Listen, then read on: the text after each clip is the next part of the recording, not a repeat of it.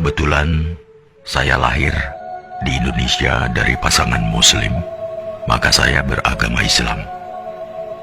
Seandainya saja saya lahir di Swedia atau Israel dari keluarga Kristen atau Yahudi, apakah ada jaminan bahwa hari ini saya memeluk Islam sebagai agama saya? Tidak. Saya tidak bisa memilih dari mana saya akan lahir dan di mana saya akan tinggal setelah dilahirkan. Untungnya, saya belum pernah bersitegang dengan orang-orang berbeda-beda karena saya tahu bahwa mereka juga tidak bisa memilih apa yang akan mereka terima dari orang tua dan negara. Setelah beberapa menit kita lahir, lingkungan menentukan agama, ras, suku, dan kebangsaan kita.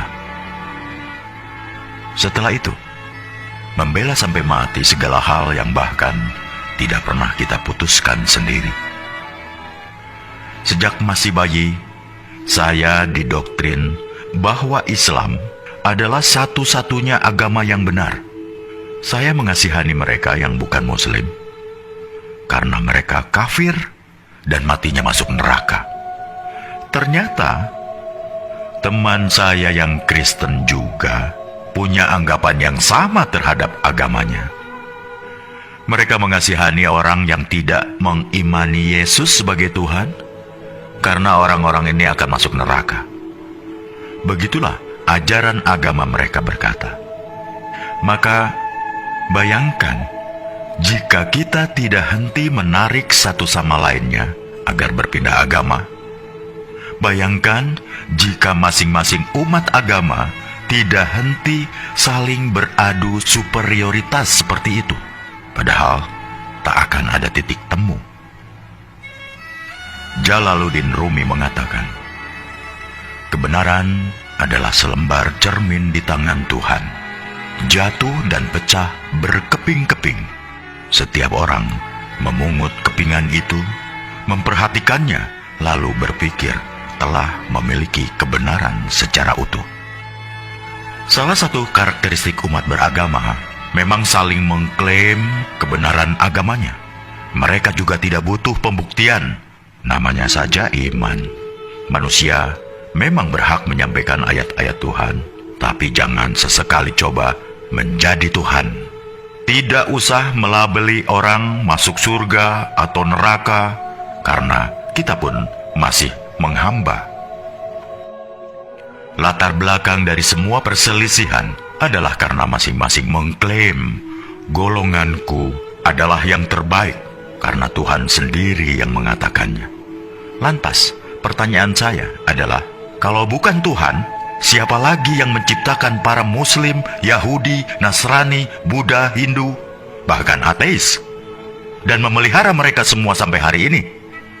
Agama apapun tidak ada yang meragukan bahwa Tuhan itu Maha Kuasa dan Maha Segala-galanya. Jika Dia mau, Dia bisa saja menjadikan kita semua sama, serupa, seagama, sebangsa, budaya yang sama.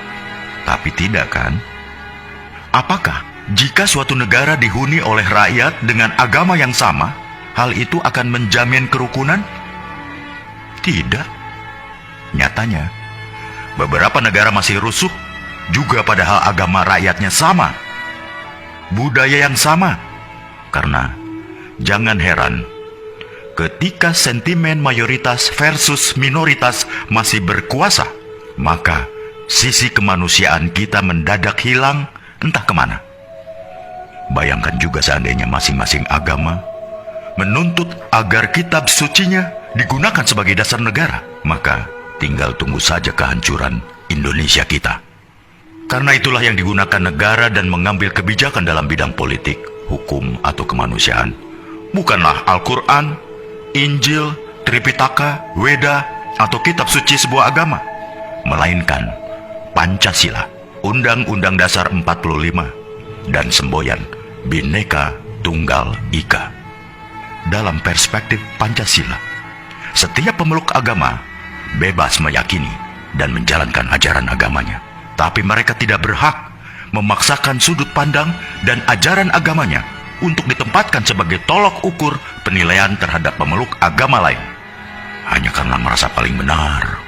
Misalnya umat agama A tidak berhak mengintervensi kebijakan suatu negara yang terdiri dari bermacam-macam keyakinan.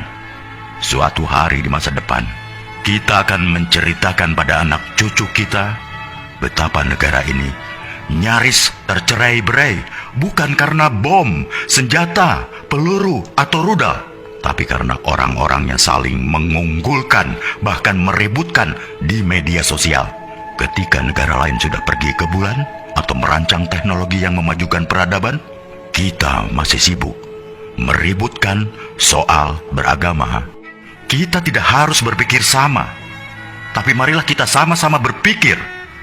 Apakah kita sesama anak bangsa terus-terusan bertikai? Bila renungan tentang hal ini baik, tolong sebarkan ke saudara, teman-teman, grup, atau siapa saja yang masih ingin kedamaian di bumi pertiwi di Indonesia yang kita cintai ini.